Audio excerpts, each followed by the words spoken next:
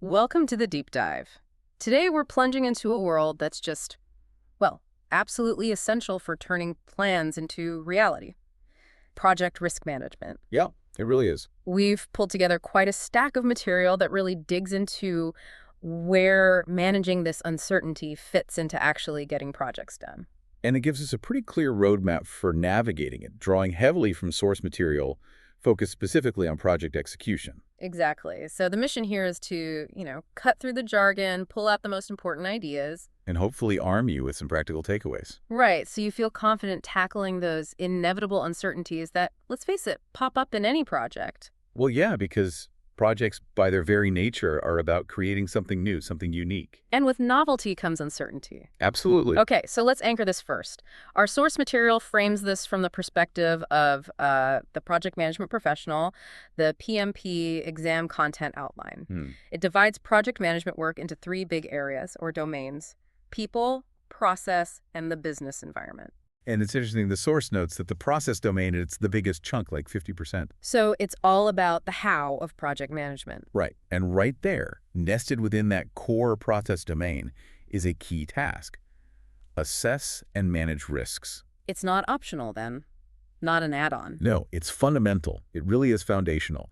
The source gives us a pretty crisp definition of risk here. Okay, what is it? It's an uncertain event or condition that, if it happens, can have a positive or negative effect on your project objectives. Things like scope, schedule, cost, quality, the big ones. Exactly. Those core goals, risk hits those. And that's the first really crucial insight, isn't it? Risk isn't just the bad stuff. Right. It has that dual nature. It could be a threat, something negative you want to dodge or minimize. Or it can be an opportunity, something positive you want to actually make happen or, enhance. Precisely.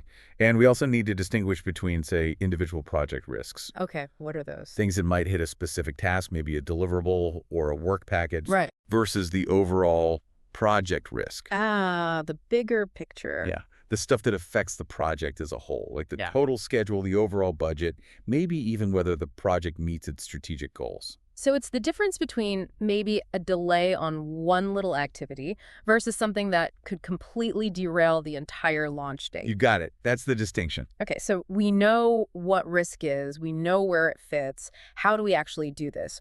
Our source lays out a pretty structured approach. Yeah, a process. It's made up of several steps. And importantly, you often circle back to these throughout the project.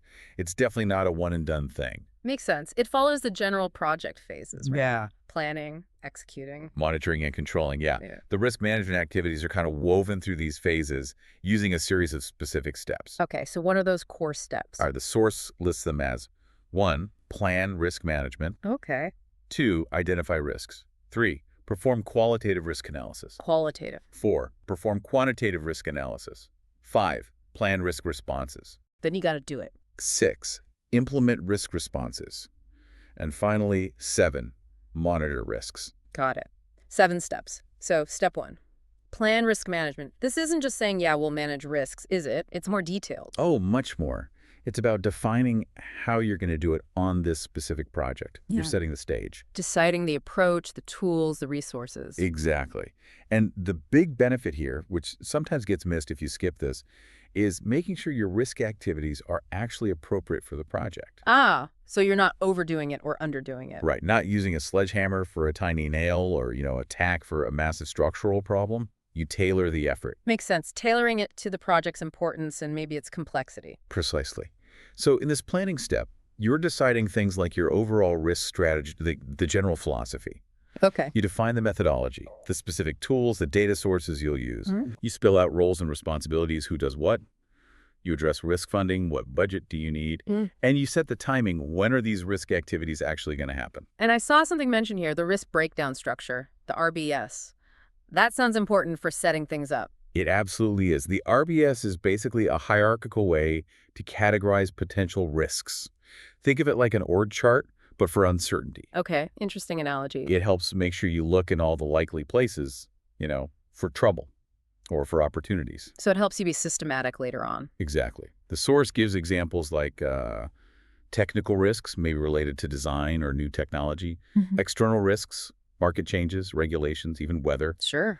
Organizational risks, funding issues, staffing problems, office politics, that kind of thing. And project management risks like problems with the planning itself or communication breakdowns. Using an RBS just helps you structure your thinking for the next step. Which is step 2, identify risks. Okay, this sounds like the detective work. It is actively finding those uncertain events and noting down their characteristics. And the key benefit here is getting that documented list. Yeah, the risk register. So risks aren't just these vague worries floating around. They're visible, they're actionable. Right. And it gets the whole team on the same page about what you might actually encounter down the road. So how do you actually find them? What techniques work well? Well, the source lists several proven ones. Brainstorming is classic, right? Yeah. Getting the team, maybe stakeholders, together and just getting ideas out. Sure. Checklists can be quick, drawing on past projects. But the danger there is you might only find the known risks and miss something novel to this project. Good point. Limited scope. Then there's document analysis, really digging into project documents, requirements, assumptions, contracts.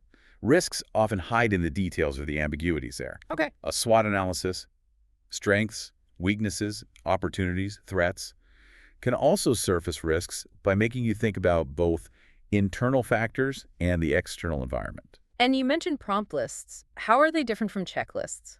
They're similar, but often based on predefined risk categories, maybe broader ones like PESTLE, political, economic, social, and so on, or TCOP.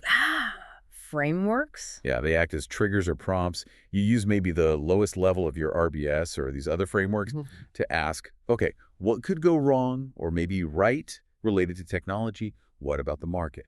It stimulates thinking in specific areas. And after all that digging, the output is that risk register you mentioned earlier. Right. And it starts simply maybe just a list of the risks you found, who might own them, initial thoughts on responses. But it's not static. Definitely not. That's the key point. It's a living document. Yeah. You're constantly updating it as the project moves forward, adding new risks, changing existing ones, closing ones that are no longer relevant. The source also talks about classifying risks here. Why bother doing that? Does it help? It does. It helps organize and understand the nature of the risks you found. You might classify them by source, like where did it come from? Internal, external, technical. Yeah. Or you could classify by effect. What objective does it impact?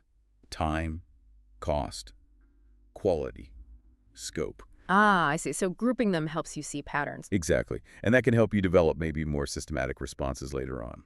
Okay, so we've planned our approach. We've identified a whole bunch of risks. Now we have this list, probably a long one. Usually. We can't tackle everything at once, right? So that brings us to step 3. Perform a qualitative risk analysis. This sounds like prioritizing. That's exactly what it is. You take that list of individual risks and you prioritize them based on generally their probability of occurring and their potential impact if they do occur. So it's a bit more subjective, maybe faster. Often, yes. Yeah. But it's absolutely essential for focusing your limited time and resources where they'll make the most difference. And the tool everyone knows here is the risk assessment matrix, right? The probability impact grid. Yes, that's the most common one. You map probability levels, maybe low, medium, high, against impact levels low, medium, high. And where a risk falls tells you its priority. Pretty much. High probability, high impact. That lands in the red zone. Needs immediate attention. Makes sense. Low probability, low impact. Maybe green. You might just put it on a watch list and keep an eye on it. It gives you that quick visual way to sort the risks and see which ones need your focus now. Okay, so qualitative is about prioritizing individual risks, deciding which ones are most important based on sort of perceived likelihood and consequence. Step 4 is perform quantitative risk analysis. This sounds more intense, more numbers. It is. This step isn't usually about individual risks in isolation anymore. It's often about analyzing the cumulative effect of multiple risks together on your overall project objectives. The combined impact. Right. It uses statistical mathematical methods to actually put numbers on the potential impact, on things like your final project cost or your completion date. Feels much more rigorous. Is it something you have to do on every project? No, the source is clear on that. It's not required for every project. It tends to be used for larger, more complex, maybe higher stakes projects where really understanding that aggregate impact of uncertainty is critical. But if you do use it, it's not just a one-off. Generally not. It's often an ongoing process, revisited as things change. And the big payoff for going quantitative, why do it? Well, it gives you a much clearer picture of the overall project risk exposure. Instead of just saying, oh, the schedule feels risky, you might be able to say something like, there's a 75% chance the project will finish within this date range. Wow, okay, more specific. Or there's maybe a 10% chance the cost will exceed this amount. It really supports data-driven decisions and makes your estimates much more robust because they actually account for that uncertainty. Right, building it in. So what are the key tools for this quantitative analysis? What does the source mention? Several powerful ones. Sensitivity analysis is one. It helps you figure out which specific risks are the real drivers of uncertainty in your overall project outcome. So which ones have the biggest leverage? Exactly. A tornado diagram is a classic way to visualize this. It stacks up the risks based on their potential impact range, largest at the top, so it looks a bit like a tornado.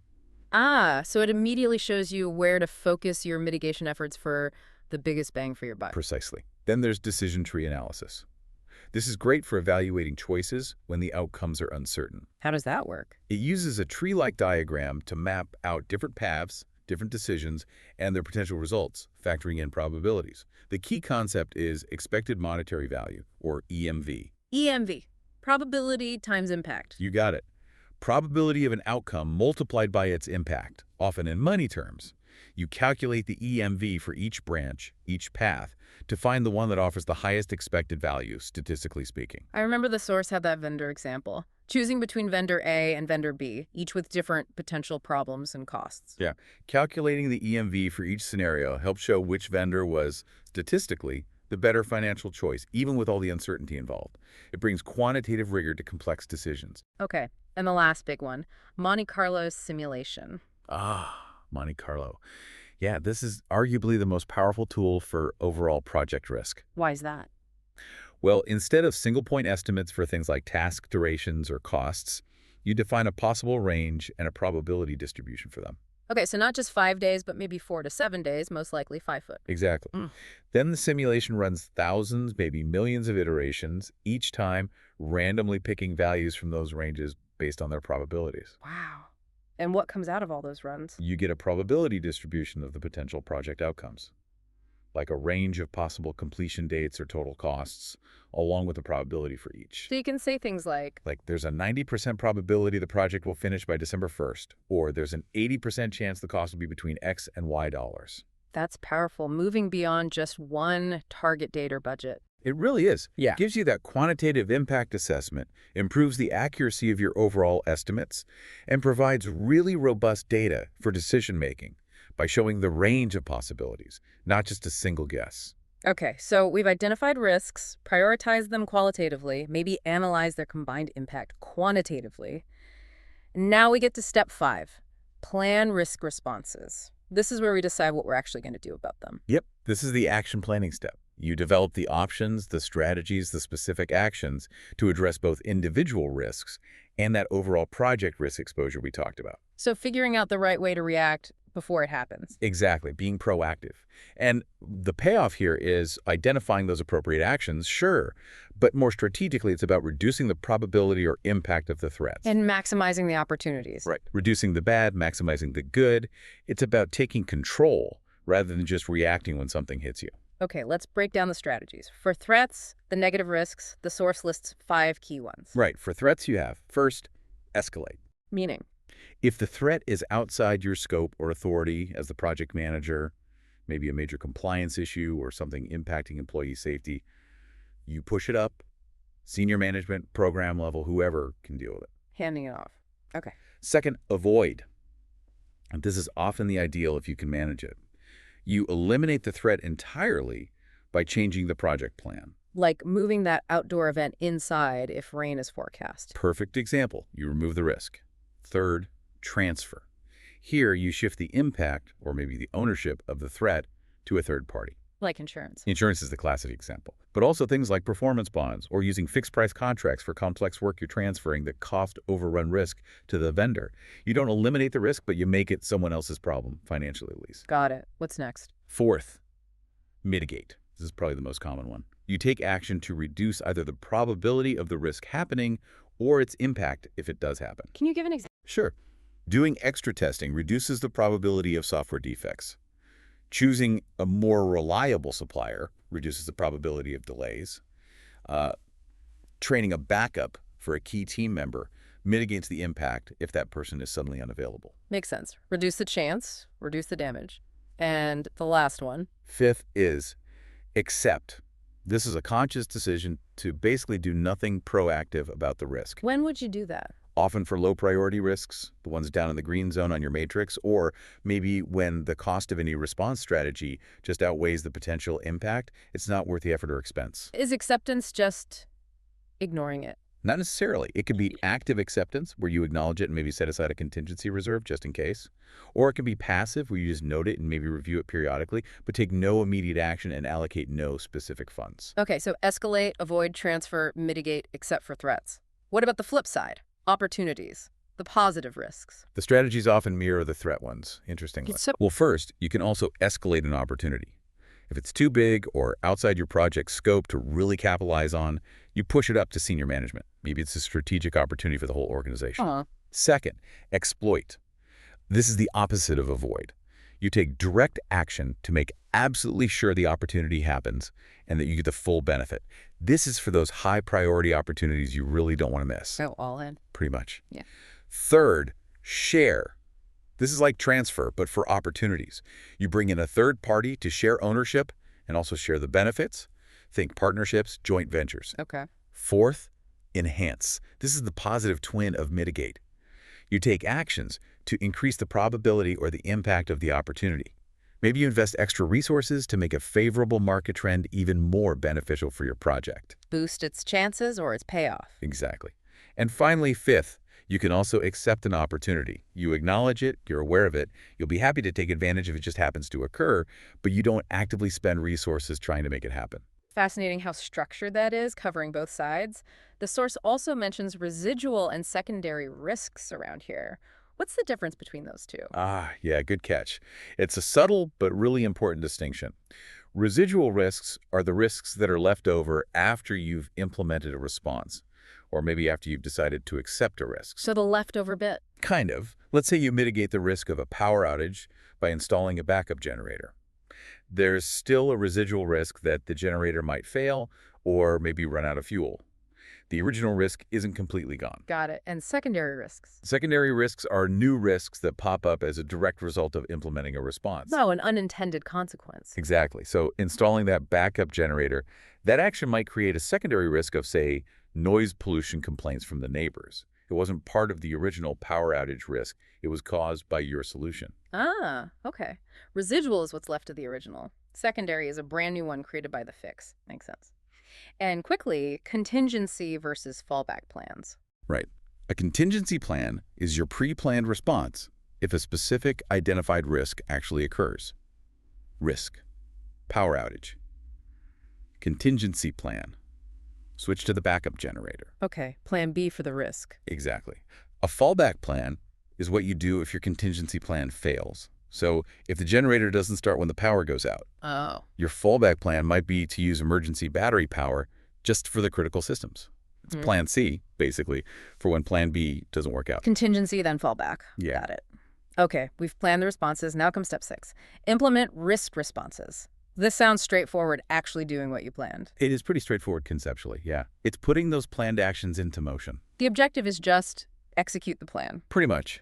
Ensure the agreed-upon actions are carried out effectively to deal with the threats and capitalize on the opportunities. Simple step, maybe, but absolutely vital. A brilliant plan is useless if you don't actually implement it. Couldn't agree more.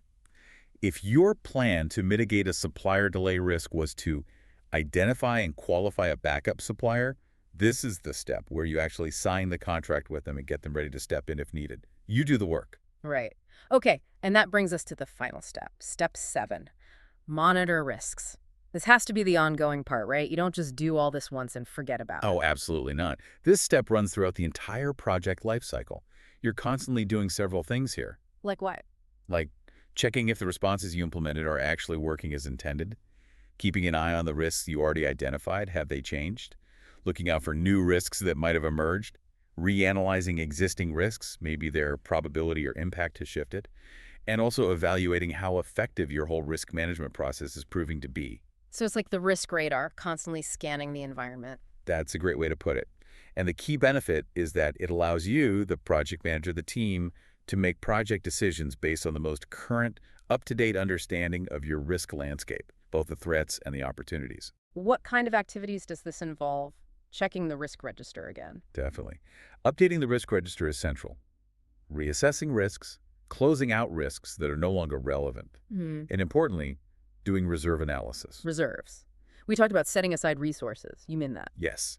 Yeah, the source makes a really critical distinction between two types of reserves, which often confuses people, but is vital for project budgeting and control. Okay, what are they? Contingency reserves and management reserve. Contingency reserves, those are for? Those are for the known unknowns. Remember those risks we identified back in step 2? Yeah. The ones you put on the risk register. Yeah. You know about them, but you don't know for sure if they'll happen or exactly what their impact will be if they do. Contingency reserves are the budget or time set aside specifically for those identified risks. So it's planned buffer for specific potential problems. Exactly. And importantly, contingency reserves are usually considered part of the project's cost baseline, the performance measurement baseline, or PMB. And typically, the project manager has the authority to use these reserves when one of those specific identified risks actually materializes. You often estimate the amount needed using those quantitative techniques we discussed, like decision trees or Monte Carlo, tied to the risks in specific work packages. Okay, so contingency. Known unknowns, part of the baseline, PM has authority. What about the other type? Management reserves. Management reserves are for the unknown unknowns. The complete surprises. The complete surprises, the things you couldn't possibly have anticipated or identified during your risk planning. Because they're unforeseen, they are not part of the project's cost baseline, the PMB. Ah, so they sit outside the main project budget baseline. Correct. And using management reserve typically requires approval from someone above the project manager, senior management, a sponsor, project governance body. So PM doesn't usually control this directly. Right. It's held at the overall project level, sometimes even program or portfolio level, and it's there for those truly unexpected major issues that arise. You don't estimate it using risk analysis on specific tasks. It's more often based on organizational policy or a percentage of the total budget, reflecting the overall uncertainty of the project context. It's the emergency fund for the surprises nobody saw coming. That's a really clear and crucial distinction. Contingency for the risks you know might happen, management for the ones you never even imagined. Okay, we've walked through this very structured, almost waterfall-like process. But what about projects that are more flexible, more iterative? How does risk management work in, say, agile environments? Yeah, the source touches on this too. In Agile, risk management isn't really treated as a separate, big upfront phase like we just described. It's much more integrated. Baked into the iteration. Exactly. It's woven throughout the project, happening continuously. The whole iterative nature of Agile, the focus on flexibility, lends itself to ongoing risk handling. Precisely. Risk identification, analysis, and response planning happen frequently, maybe in every iteration or sprint. This allows for much quicker detection of emerging risks and faster adaptation to both threats and opportunities. So where does it happen? In specific meetings? Often, yes. Risk discussions might be part of daily stand-ups. Any blockers, any new worries? They're definitely part of iteration reviews and retrospectives. What risks did we encounter? What new ones do we see coming? How effective were our responses? So it's more visible and collaborative. Very much so. It becomes part of the team's regular rhythm, less about generating big, formal risk reports, and much more about continuous conversation, assessment, and adjustment based on what's actually happening. Okay, great. Let's try and pull this all together then. We've journeyed through this essential framework for assessing and managing risks in projects. We started by understanding it's not some side activity, but really a core part of the process of getting work done. Right. It's fundamental. And we walked step by step through that structured approach, planning how you'll handle risk, then the detective work of identifying threats and opportunities. Then prioritizing them using qualitative analysis, maybe digging deeper with quantitative methods to see the cumulative impact. Then deciding what you're going to do about them, planning those responses for both threats and opportunities. Covering all those strategies like avoid, mitigate, transfer, except for threats, and exploit, enhance, share, except for opportunities. Right, and then actually implementing those responses and, crucially, keeping that monitor step going throughout, watching, reassessing, managing those reserves. And clarifying those key concepts like residual versus secondary risks, contingency versus fallback plans, and that vital difference between contingency and management reserves. Okay, so here's where it gets really valuable for you listening. You've seen how project management isn't about having a crystal ball or trying to eliminate every single unknown. That's impossible. Yeah, it's really about managing uncertainty, not eliminating it. Exactly. It's about having a systematic way to first identify potential problems and potential opportunities before they hit you, then understanding their likely impact. Yeah. Then deciding on your plan of attack or maybe your plan of embrace for the opportunities. And then staying vigilant, Yeah. monitoring how things are actually playing out and adjusting as you go. It's like proactively steering the ship through foggy waters rather than just hoping you don't hit an iceberg. Yeah, this structured approach gives you the tools to be intentional about uncertainty, doesn't it? Turning that potential chaos into something more manageable. Definitely. Variables you can influence or at least prepare for. So what does this all mean for you? Well, whether you're running a massive formal project or leading a small team initiative at work, or maybe even just tackling a significant personal goal. Yeah, these principles apply broadly. Understanding this framework, the steps, the tools, the strategies, gives you a really powerful way to think about and act on potential risks. It shifts your mindset, doesn't it? From just hoping things go right. To actively preparing for whatever might come your way, good or bad. And that dramatically increases your chances of actually achieving what you set out to do. It equips you to be proactive, to have more agency in a world that's inherently uncertain. So here's a final thought for you to consider as we wrap up. Given that every single project, big or small, is absolutely guaranteed to face uncertainty, how might consciously adding that step of actively seeking out opportunities, those potential positive risks we talked about, how might that change your approach the next time you start a new initiative? That's a great question. How could focusing not just on preventing the bad stuff, but also on actively looking for and perhaps enhancing the good stuff shape your planning and maybe even the outcome? Something to think about.